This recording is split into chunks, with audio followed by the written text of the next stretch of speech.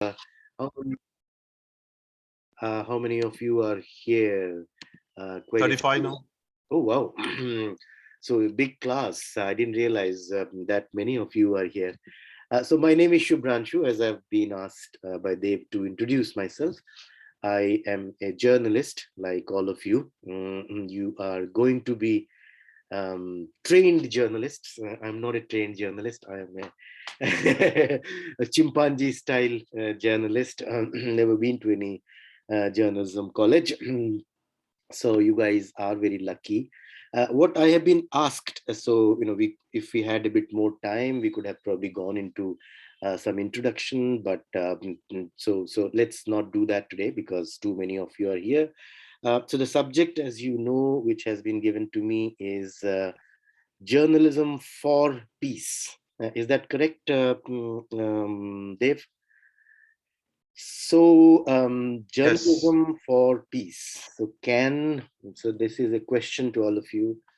Can journalism be for something, or journalism is just journalism, plain and simple? What do you guys think? Can there be journalism for war? Can there be journalism for peace? Can there be journalism for poor? Can there be journalism for rich? What do you think? Yes, no, maybe? Guys, you can answer. Just feel free to interact. Hello. Yes, Sujoy. So can you just repeat the last question or last part? War, I didn't get that. So the subject today is journalism for peace. So I was asking that journalism is journalism, or journalism can be journalism for peace, journalism for war.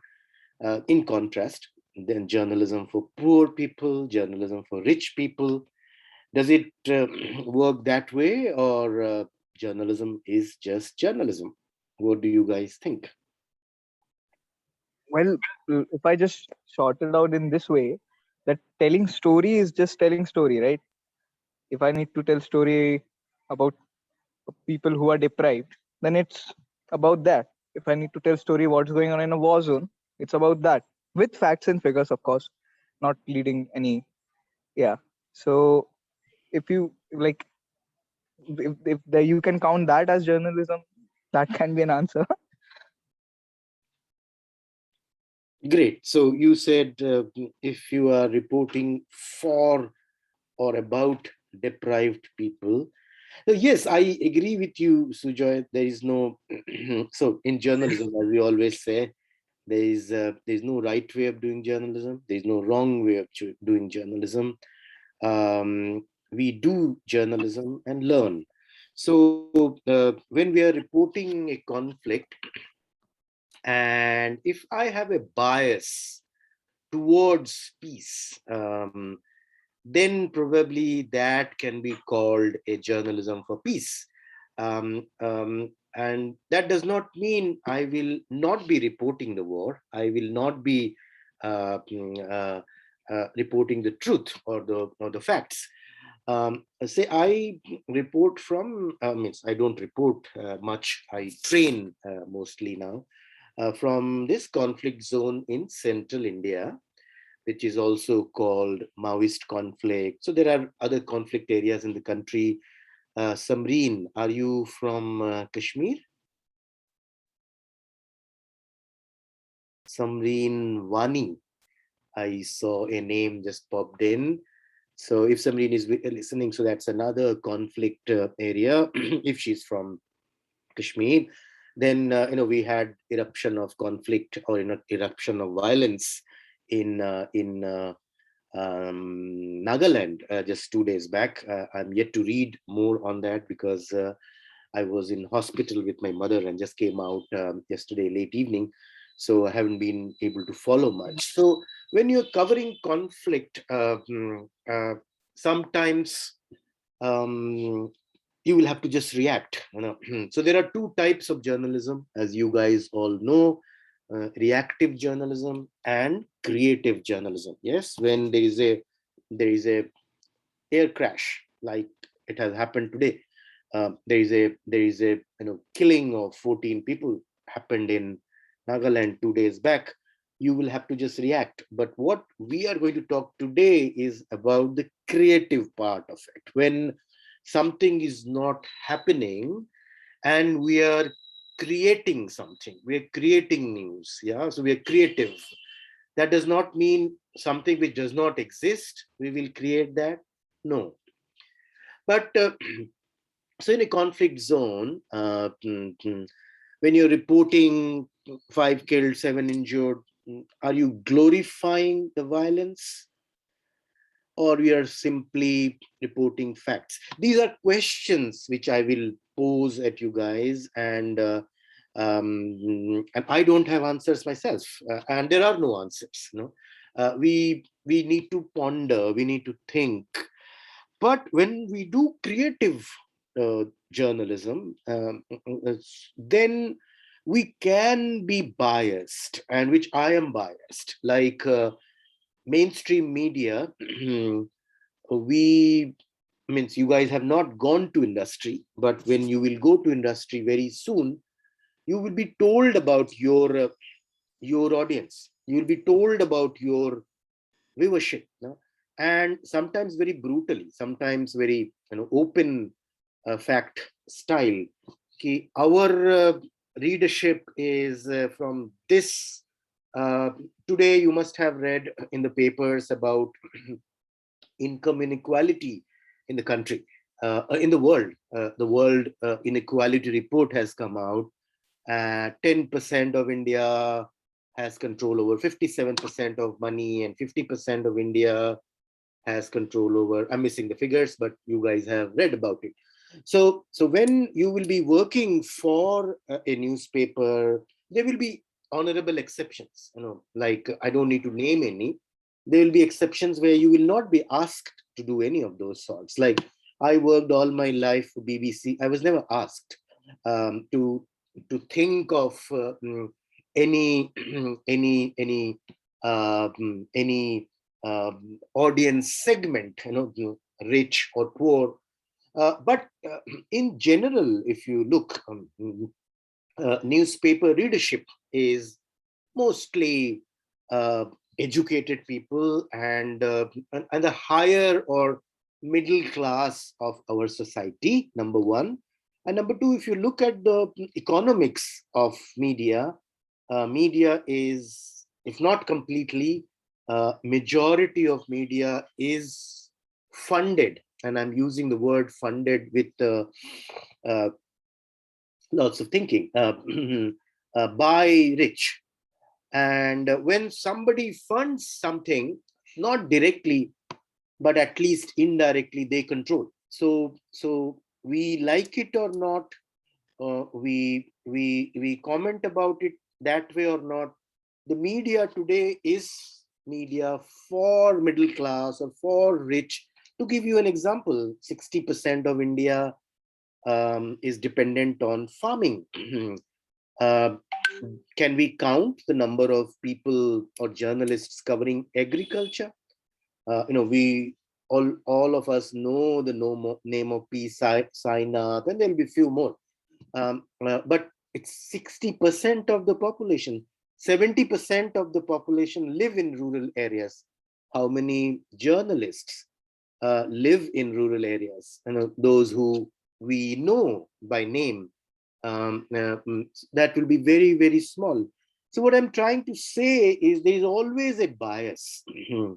We do it sometimes knowingly, sometimes unknowingly. In the same way, when we are covering conflict, and mostly in reactive part, we are glamorizing the war. We are reporting more about, like to give you an example, what Dave was talking about. That he tried to reach me, and my phone was unreachable. So I was visiting um, villages which are not villages, which are called settlements, because these are settlements of displaced people. These are not refugees. Refugee is people who migrate from one country to another country. Like my parents were refugees. They came from something which was Pakistan at that time. Later it became Bangladesh, and they came to a country called India. So they were refugees. But this conflict creates lots of displaced people. I'm talking about central India, but they don't go to any other country, but they go to sometimes in the same state and sometime into different states. So around 50,000 people, actually it is more than 50,000 people, around 15 years ago got migrated or got displaced because it was forced migration. They did not migrate on their own. They came to a state called Andhra Pradesh now, which is not very far from you. Now, Andhra Pradesh, okay, all of you are at home now. So I'm talking about Chennai. Now it is two states of Andhra Pradesh and Telangana. And I was trying to visit those settlements. And the reason I call them settlements, because they are not regular villages.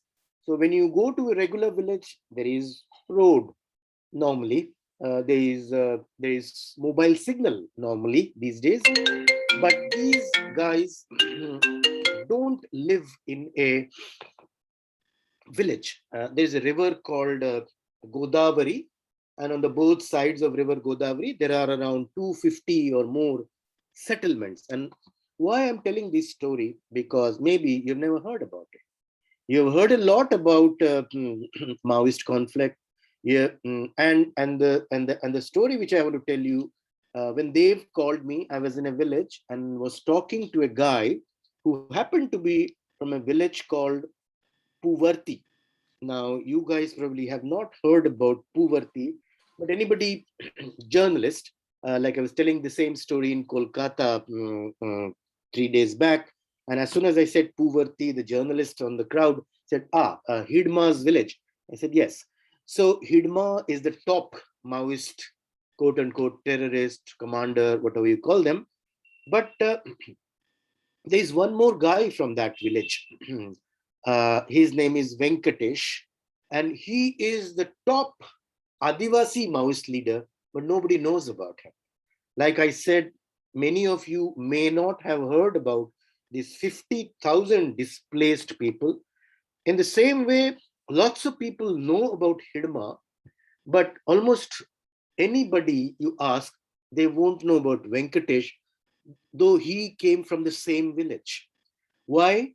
Because Venkatesh is a political leader. Venkatesh is not sexy. What is, sorry for using this word, what sells is violence. What sells is a man with, guns, macho, who has an army behind him.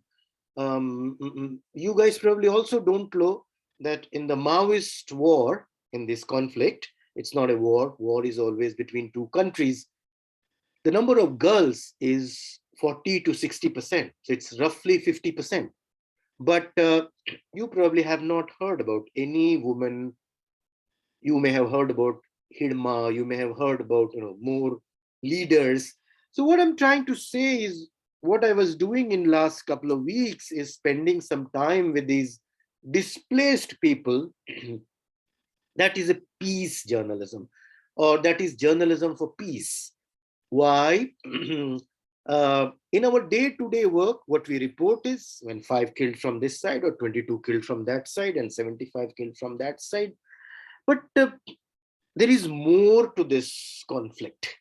And there are things which can help reduce the conflict. There are things which can, maybe help towards solving this problem. In normal circumstances, when we are reporting only in a reactive way, and there are killings happening every day, you don't have much time. You will have to report. There was a attack from this side, there was an attack from that side, but there will be days in between, and that time we can be, or we should be, and that can be debated here. I think we should work for journalism for peace, looking at stories which can help reduce people's problems. So I'm talking about these 55,000 people, and nobody is writing about them. They are kind of forgotten people. 15 years, as I said. They don't have a village. So they are no man's land they're living. They are neither from Chhattisgarh because they have left Chhattisgarh. Now, neither Telangana nor Andhra wants to accept them because they have come from outside. We are world's biggest democracy, but India has not signed something called IDP protocol. So these guys, so like there is refugee protocol. So every country needs to respect refugees and need to give A, B, C, D rights. Now India has not signed IDP protocol. So these IDPs don't have rights. So anybody can do anything with them. uh, Anybody can deprive them of anything. It means I can go into details, but these stories, now what is happening from last 2 years, I was talking to one of your colleague. Is she here? I don't know. I'm missing her name. She called me around a week back that she wants to come and do Yeah, few. Shubhranshu, she's here, Sakshi. Sakshi, yes, yes, yes, yes. Hello, Sakshi. So I was talking to Sakshi Hello, that sir.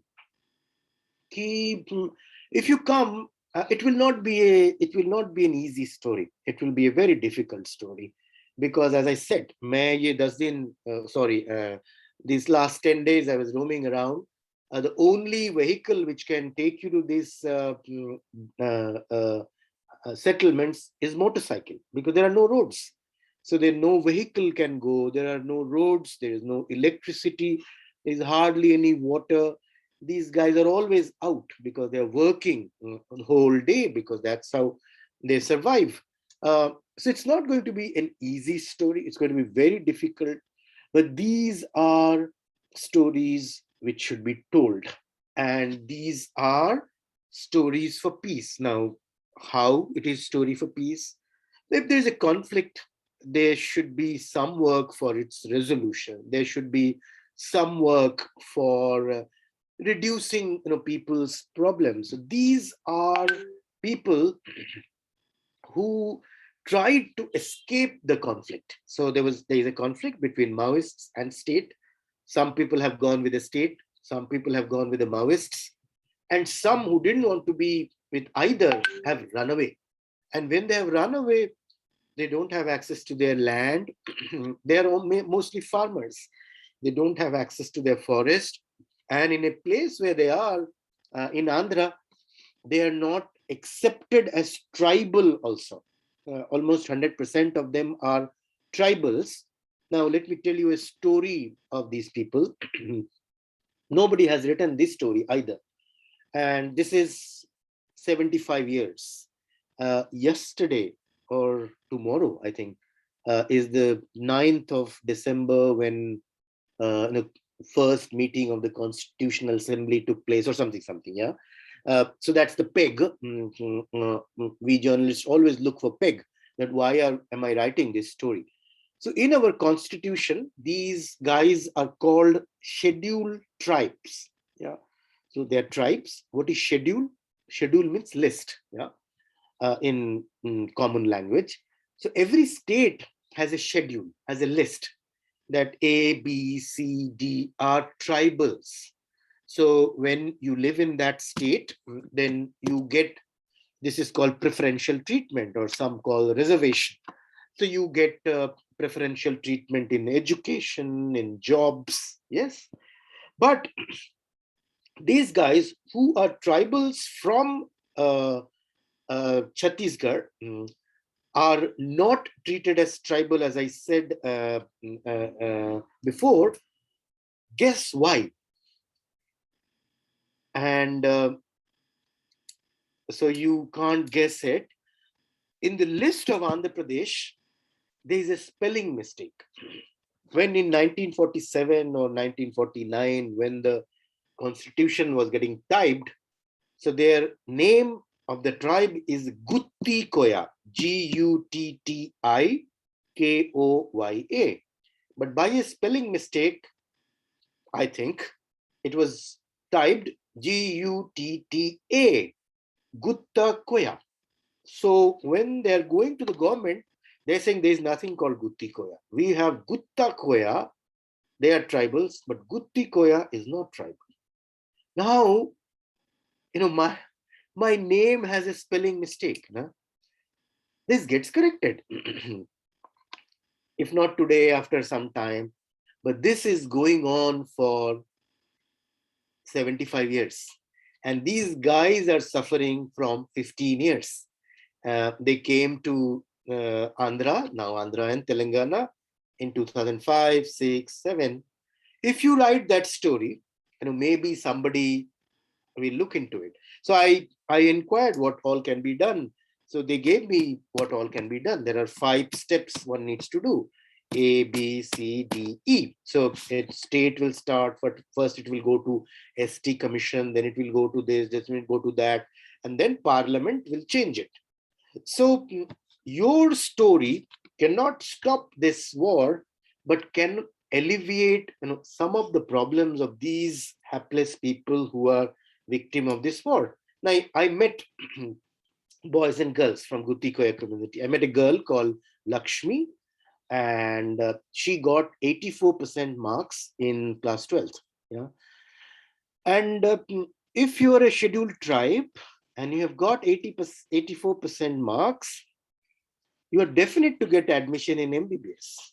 Yes.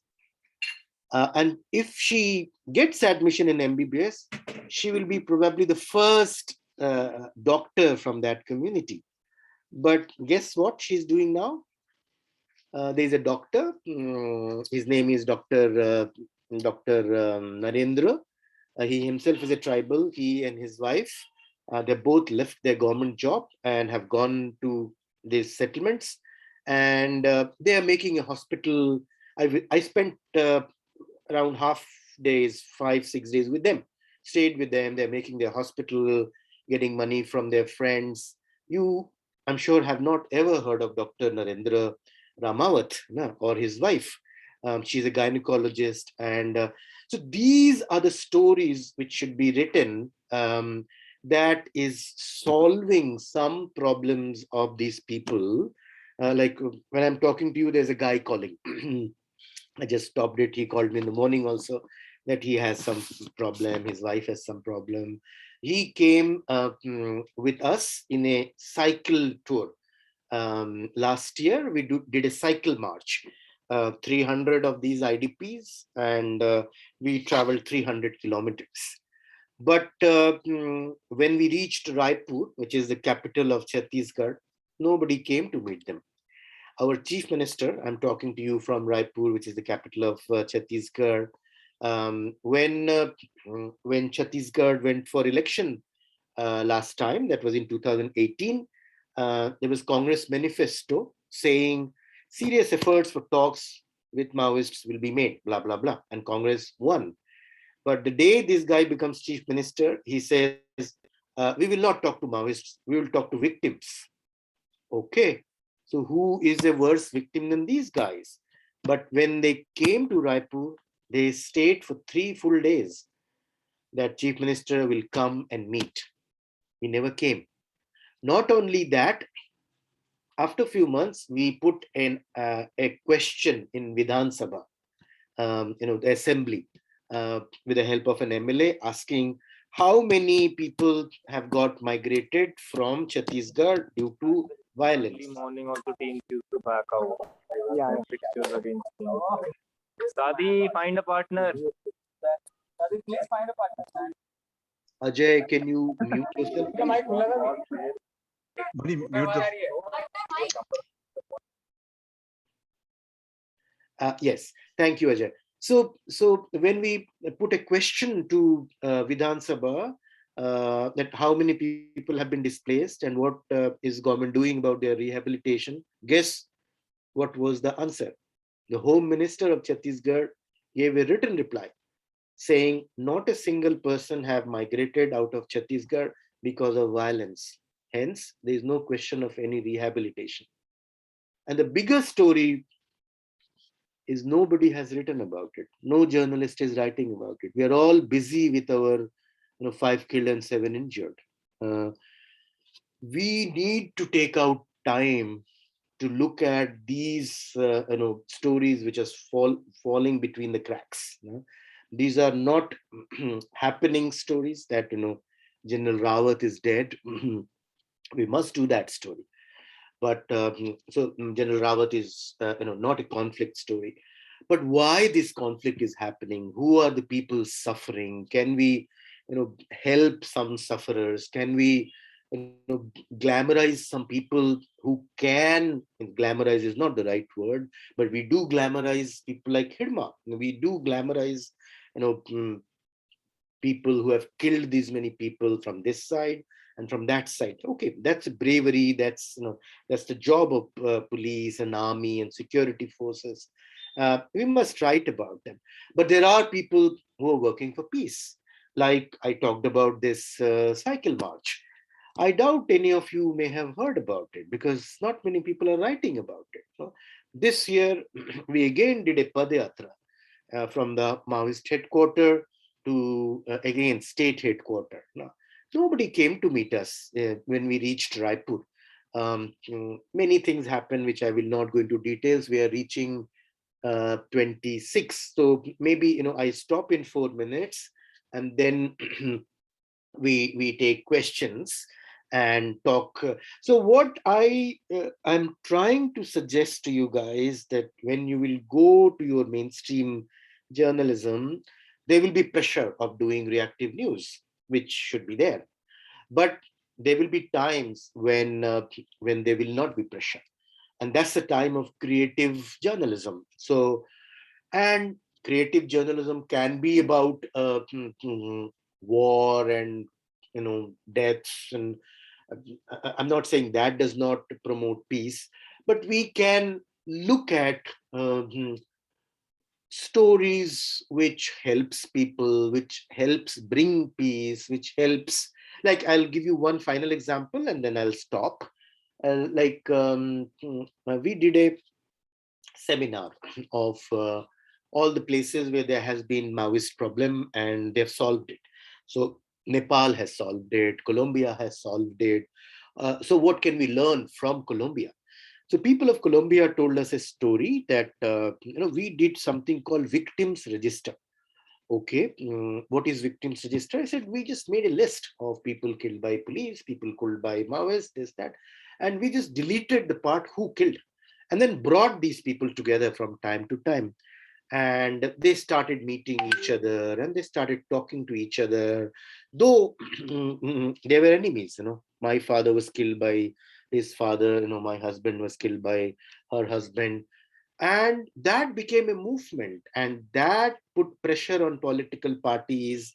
And when there was an election, there's a presidential election in Colombia, not like ours. He promised that if he wins, he will make this victims register work a national register. And he won, not because of this, but he won anyway. And he made victims register a big thing. And then they started giving victims compensation. They had to make special laws for it. In the same, and that brought peace in Colombia in 2016. But we are also working on a victims register, but I doubt you have ever heard about it. So can these kind of stories be written? Can these kind of stories be told in oral form, in video form? I know you guys all are working on podcasts. You are working on small video stories. Like Sakshi was keen to come. So these are not always easy stories, as was the case, what I was suggesting to Sakshi. But but we should be proactively looking for these kind of stories, and they contribute towards peace. And that's what I call journalism for peace. That does not mean you will have to tell untruth. No, these truths are there, but these truths are often neglected, often not looked at. So when you guys go to field, maybe you can make an extra effort for looking for these kind of stories. So it's 6:30. So let me stop here. and maybe you guys ask some questions and I try to answer them. Does that sound okay? Yes, absolutely. Yeah, guys, who wants to go first? Hello. Yeah, Sujay, go ahead. Yeah. So when we are talking about conflicted areas, covering in conflicted areas, so when we come down to writing notes, when we come down to quoting someone, when you come down to covering sensitive issues, sensitive visuals, then what's the impact it plays on our storytelling part, like our technique in telling the story? So do we just look when we are in a conflicted areas on a very deprived area, or a large number of violence being done, or some small story which tells a lot about the area or the community itself? So hello. Sorry, I didn't get your question, Sujoy. Yeah, So so we like get how do we like cover the whole conflict area? Like how sensitive we should be when we are covering the conflict area? What our words should suggest when we are taking notes, when we are shooting visuals, taking visuals. So writing it down, publishing it. now. That's a huge subject, Sujoy. So they need to do a whole class on this, or many classes on this.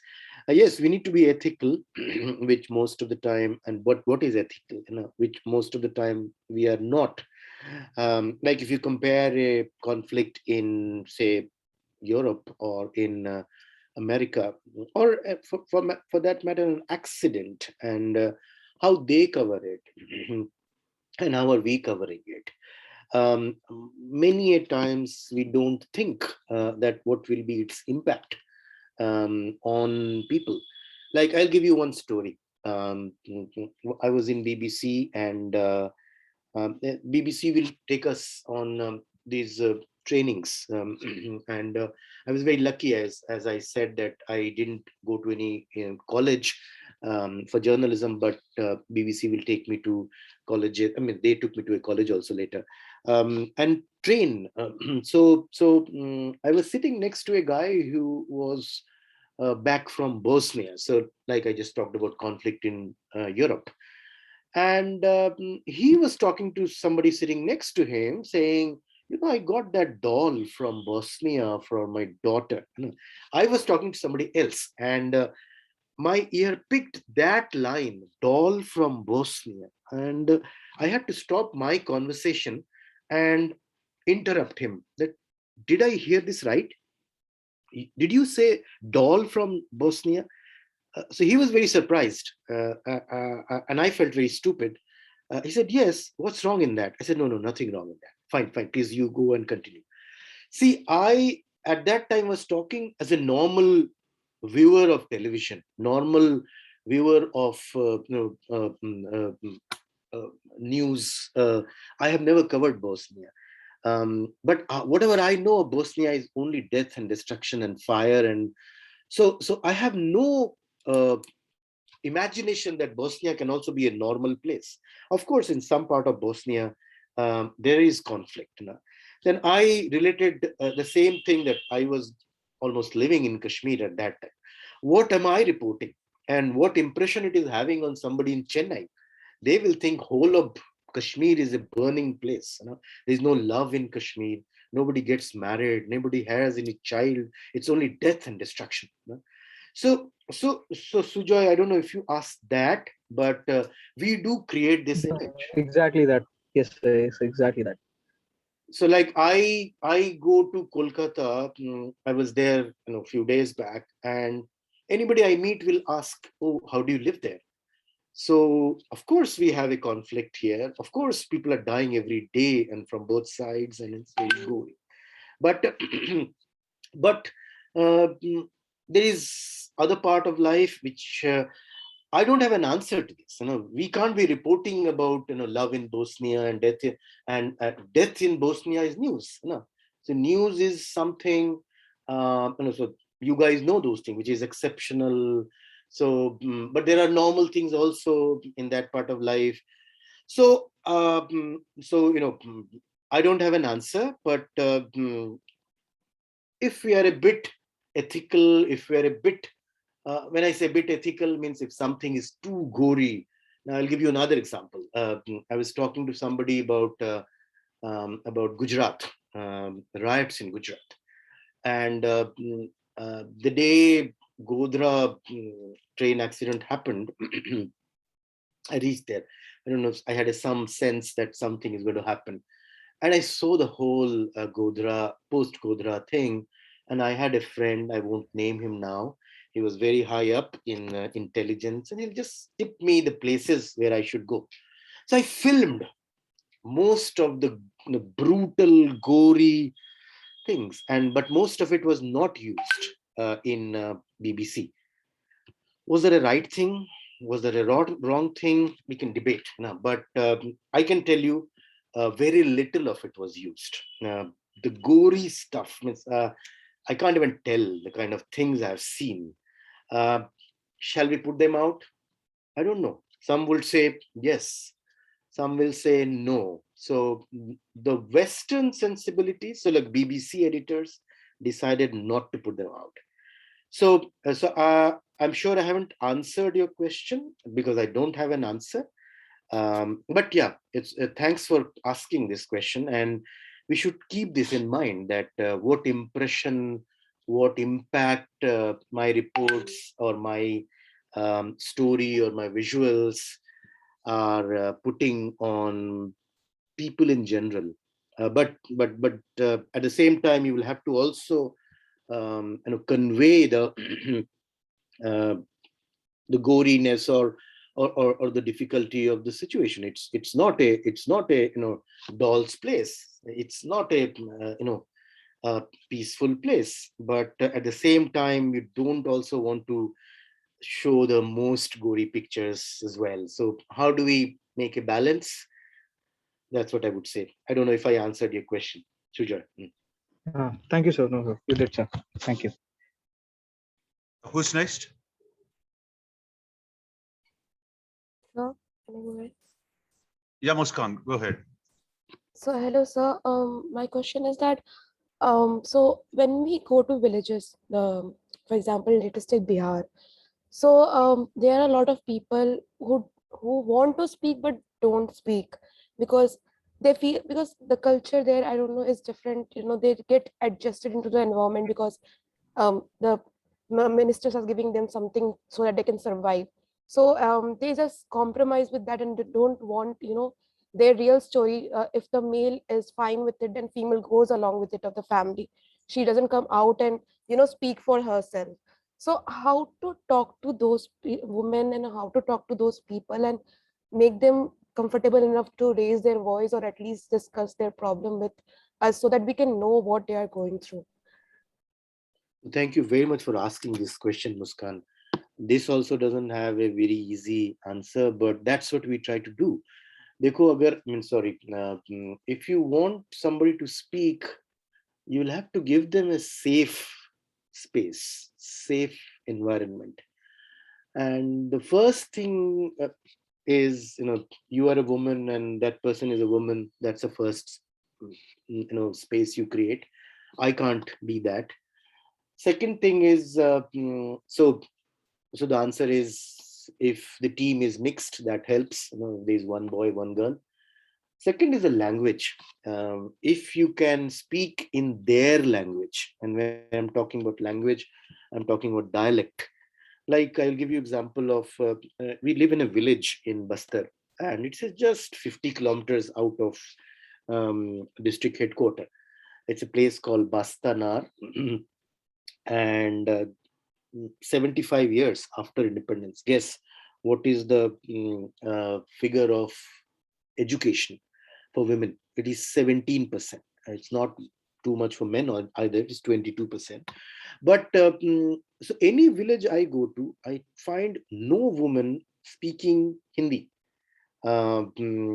If you go to school, so all the girls who are going to school, they speak Hindi. All the men who are coming to market and all those things, they speak Hindi. But I found no women speaking any Hindi. Now, how do I know what is their problem if they don't speak up? So what we speak, हम बोलते हैं इसको बोलकारिता, like in Hindi, journalism. journal, patrakarita, patra. Why there is no bolkarita? Why there is no journalism in dialects? Like their language is Gondi. Gondi has many dialects. They speak one dialect of Gondi. There are 12 million people, Gonds, in central India. There is not a single platform, no radio, no television, no newspaper in Gondi. So how will that person, that woman you talked about, Muskan, will feel comfortable? We go, with our, accentic Hindi and Angrezi. Why will they talk to us? They don't feel comfortable. They don't feel safe. So we do get some stories, but if you want them to tell their stories, we will have to do what politicians have done. See, we are always talking about 75 years. 75 years ago, India became independent. We could have gone back to our aristocracy, but we had some politicians who decided our figure for literacy, I think, was 12% at that time. India is the first experiment of democracy in a poor country. There has been democracy in rich countries. That no, we will try. We will vote. Everybody is a voter. So they had to lower the barrier for participation in politics. You know how to write your name or not. They created systems. There will be a symbol. You don't know how to read, no problem. You see Panja Chap, you see Kamal Chap. You don't know how to do a signature, no problem. You don't need to do a signature you can press a button or you can put a stamp. Journalism, like politics, is for greater common good. We were talking in the beginning that can there be a bias? Of course it is biased. The language is biased. When everybody spoke Hindi, all our books were written in Sanskrit. When everybody speaks Hindi, all our law happens in English, in courts mostly. And if you don't write, nothing is accepted in court. So these are, I'm not going to make casteist remarks here, but these are pro-rich paradigm. This is continuing. Journalism is top down. Journalism is aristocratic. Like everybody is a voter. That's the only thing we have proved in last 75 years. That's the only thing, if one good thing we have done. Okay, our democracy is faltering, is in tatters, but it's better than military rule. It is better than aristocratic rule. It's better than theocratic rule. I hope you guys will agree. We can change after 5 years. Democracy is not functioning, and it is our work to make democracy better. But to make democracy better, communication makes community. If you have an aristocratic communication, how can we create a democratic polity? So we will have to create these platforms where this woman feels comfortable and tells her story herself, and Muskan makes it better for world to hear about it. If she's talking in Gondi, if she's talking in not very presentable form, this is our work to make it better, make it representative, make it look good, whatever improve and present to the world. Like there are full-time politicians, there will be full-time journalists, but first information need to come from these people. Media needs to be democratic. So that's the work we do in CGNet Swara, and for that you need to lower your barriers, all these. So we had newspaper, it's printing press, we had radio, we had television. These were the three inventions happened in last century. But two inventions which we use today for journalism is internet and mobile phone. They are the break. Earlier it was few to many. That was the model. That's the aristocratic model. And instead of a king, you have an owner. Nobody can enter a radio station. Nobody can enter a newspaper. You need to be educated. You need to do this, that. Citizen journalism, I'm not talking about that. I'm talking about democratic journalism. Citizen journalism, okay, it shouldn't be only internet based. So like everybody is a voter, can everybody be a reporter? Everybody can be a voter has been proven. Everybody can they be a reporter, needs to be proven. But you need to create, we have created an election commission, then only they vote. They vote, and then after 2 days or 3 days, we come to know that what they have said. In the same way, if a woman is speaking in Gondi or in whatever language, it's her language, she should be empowered, she should be safe and free enough to tell her stories. And we should be translating them and making them better. How do I know what is the problem of Bastanar? No, I can't speak the language. I don't know what is the problem of those women. How can there be a journalism? There is not a single Adivasi journalist. There is not a single journalist who knows their language. So it is all top down. It is all very, very white elephantish. So what we're doing in the name of journalism, it is not science, it's not representative, but it can be. Like you have trending in Twitter now, 59% are talking about that.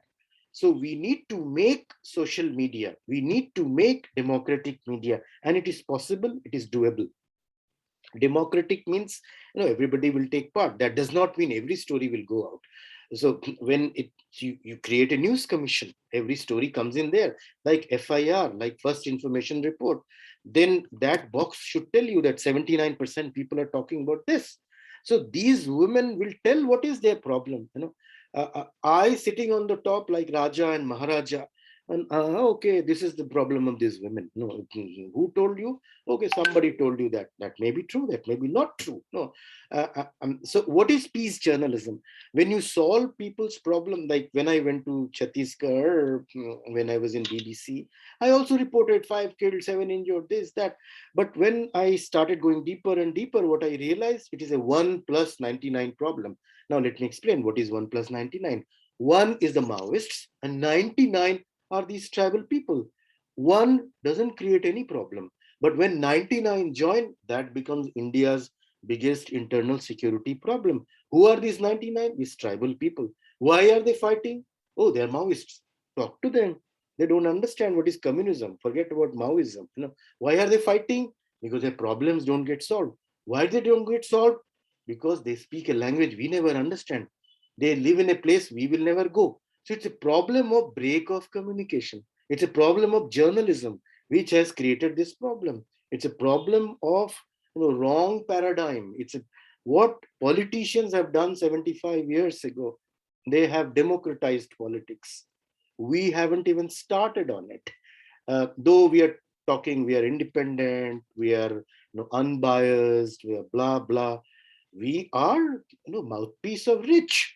The rich people fund our platforms. 98% of or whatever. Hindustan Times, I was seeing their audit report. 98% comes from advertisement. So who gives advertisement? That top 1% of the country. So directly or indirectly, we know what these 1% people want. So we don't report about that bottom 50%, because this is what Times of India's editor, not editor, the owner once told. You guys must have read. Mr. Jain, he gave an interview to New Yorker, I think, and said, we are not in the business of journalism. We are in the business of advertisement. To sell advertisement, we also need to do some information here and there. So that's the reality of what we do. But that can be changed because we have the tools today. And now we are old, we have lived our lives. But do you want the same to continue, that a journalism which will call these 99% terrorists, where they are neither Maoists?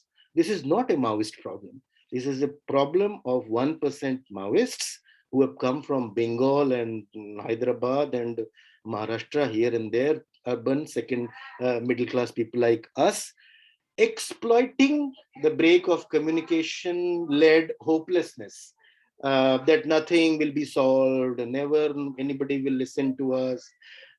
So let's try these guys. Jab inka Raj aayega, when their Raj will come, maybe our problems will get solved. But it is 50 years and neither it is getting solved, it's getting more and more complex. So can we create a journalism maybe you will not call it journalism, where people like what Muskan asked, these women will tell their stories. And we sitting here, okay, from here, these 100 women, these 10,000 women are telling these kind of stories.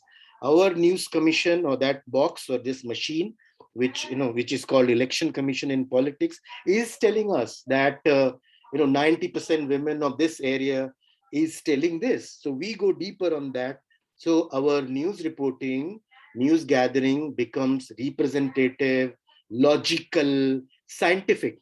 Today, we are reading newspaper. If you work I work on television, the television people are reading newspaper and we are watching television. It's a very small circle sitting up, sitting in the cities.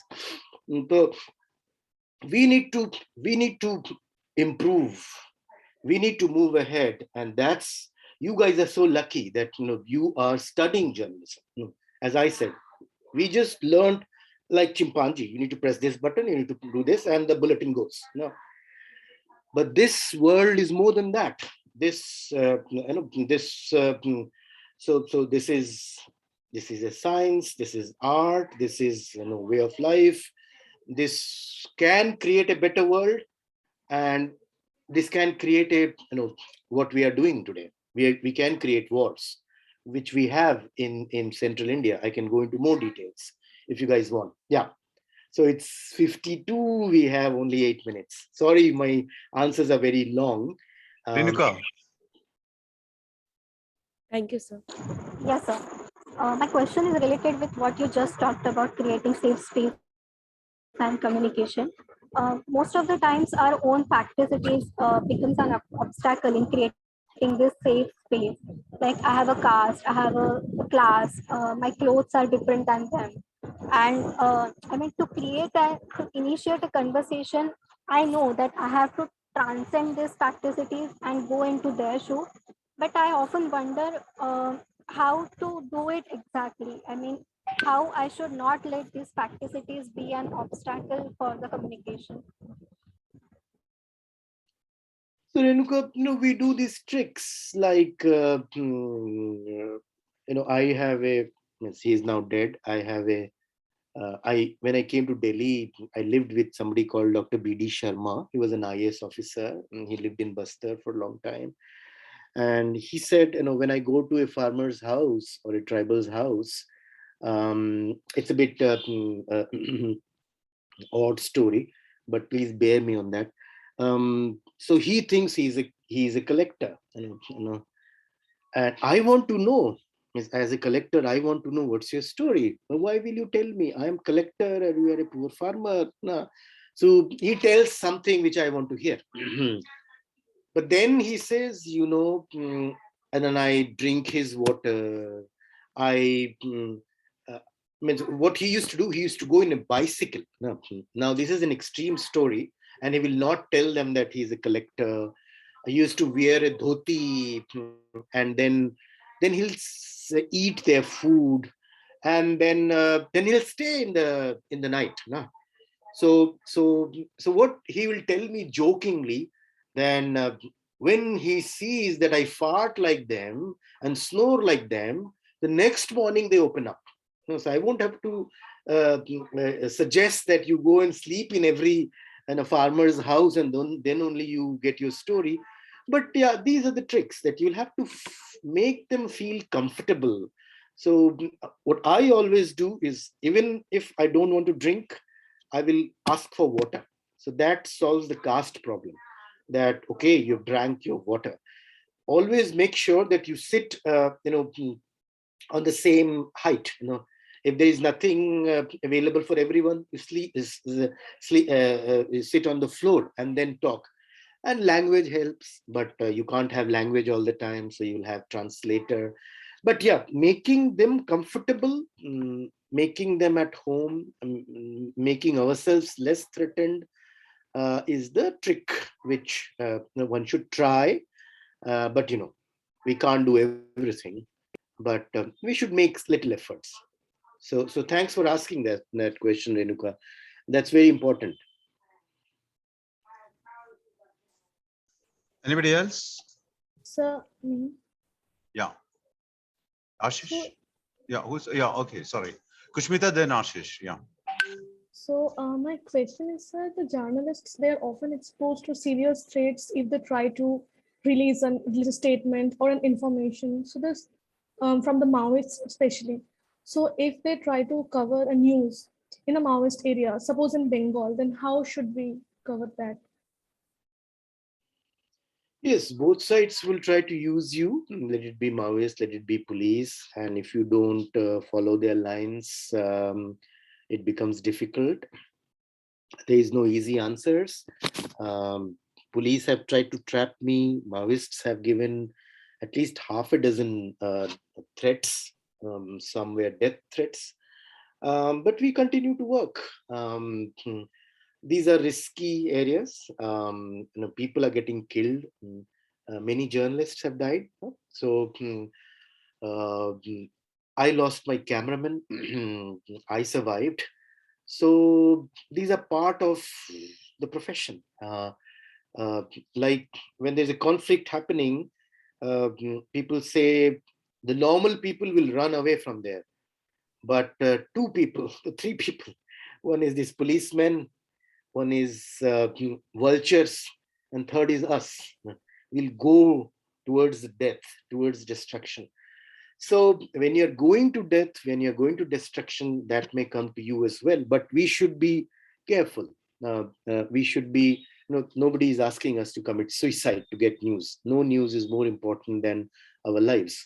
So we should be taking precautions, and there are various ways. We cannot go into details, as I said. So I'm sure ACJ will be doing classes on that also. Security is very important. Like today morning, I was talking to my colleague and he didn't contact me for last 3 days. We were together on motorcycle and I left him. I went to Hyderabad, then Kolkata, and came to Raipur. He's still in that area. I said, I'm not questioning your integrity. It's very, very important for informing the team where you are. When we were in BBC, it was mandatory to inform every 4 hours. Now, he said, no, my phone was not working. I said, no. Uh, if your phone was not working, somebody else's phone was working. You can still send GPS location. No, so to be safe is a habit. No, and that you will have to inculcate. If you want to cover conflict, you will go in the harm's way. No, you will go where the conflict is. You cannot report sitting that at home. No, there is no Zoom meeting possible for reporting conflict. You'll have to go to where the conflict is happening. But at the same time, you'll have to keep yourself safe. And we can talk about these things sometimes later. There is no ready-made answer because every situation will be different. But there are some tricks which helps, and it is good to know them. Thank you, sir. Ashish, the last question, it's almost time. Yeah. Thanks for the lecture, sir. And like my question is, since you were talking about the cracks, like covering stories in the cracks, so what are the options for a budding journalist like me or the students from ACJ to like go there and like make contacts apart from writing to authors who have written on extensively on these matters, on the Naxal matters? So like what are the options through which we can pursue and cover stories there, like from the villages, from the conflict areas? So if you can like enlighten us on that. So thanks for asking this question. But as we discussed that everybody is reporting war, everybody is reporting 5 killed, 7 injured, everybody is reporting Hidma, but nobody is reporting Venkatesh, who is a political leader. Nobody is reporting these displaced people. What Muskan asked, nobody is talking to these women. I talked about that 50% of Maoists are women. Who are these? Where are their voices? What are their stories? So many people have surrendered, where they are. So look for stories which are not getting covered, which are not sexy enough that people are running after it. And those stories help people.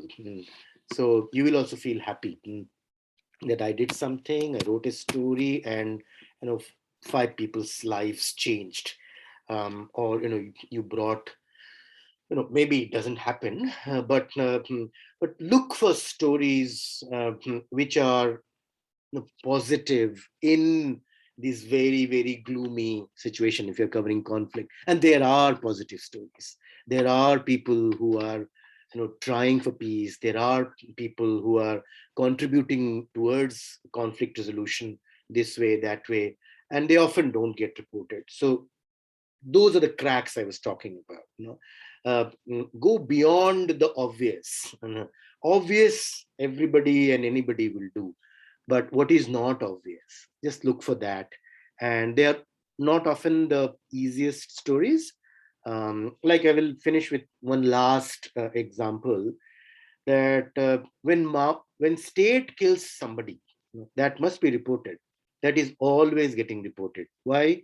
Maoists are very, very prompt in passing on these informations to human rights activists. Human rights activists spoon feed journalists. They'll do a little bit of checking and write their stories. But what I know, and many journalists, many police officers will confirm, that 80% or 70% killings by Maoists, people are not even coming to police because they are so frightened of police. They don't want to annoy the Maoists, and they don't trust police, whatever. The state figure is, in 20 years, Maoists have killed 2,000 people. Now, if this is true, that 70% or 80% people are not reporting to police, then that figure should be 10,000. But who are these 10,000 people? Has anybody written about them? No. It will be a very, very difficult story to do. But can you do that story? But this will take a long time. This will be very difficult. But those are the stories. Those are real stories. Those are stories which make history. So if anybody can write a story about this 8,000 missing killings by Maoists in last 20 years, I don't know if it is true or not. I myself want to do that story, but it requires a long time. Probably it's not work of one person, because it's happening in 5, 6, 7 states. So maybe ACJ, you have students from all over. Maybe you guys get together, some students from Jharkhand, some from Maharashtra, some from Andhra, some from Telangana, some from Chhattisgarh, some from Madhya Pradesh, and you do a joint project. Maybe out of 8,000 you reach 800. That will give us some idea that, okay, there are more killings which we journalists have not made that extra effort to find out about, which didn't come to our desk. So this is just one example. I'm sure there will be many more. So look for those, will be my suggestion. And it is 7:03. So the time is up. Yes. Yeah, thank you so much, Shubhranshu. It's been as insightful as always. And thank you so much for taking time. And we hope to meet you in person when you're in this part of the world. That's tonight. And some of the students are interested in your work, and they'll be contacting you. Yes, so please, thank you once again, Dave. Always pleasure to talk to you and your students, and I wish we had more time, but please give my phone number Sure. to them, and email. And Sure. sorry we couldn't talk much today, but yes, feel free to write to me, message me anytime. Thank you very, very much. You're quite welcome. Wish you all the best. Yeah. Thank you so much. Bye-bye. Thank you, sir. Thank you, sir. sir. Thank you, sir. Thank you, sir. Thank you, sir. Thank you, sir.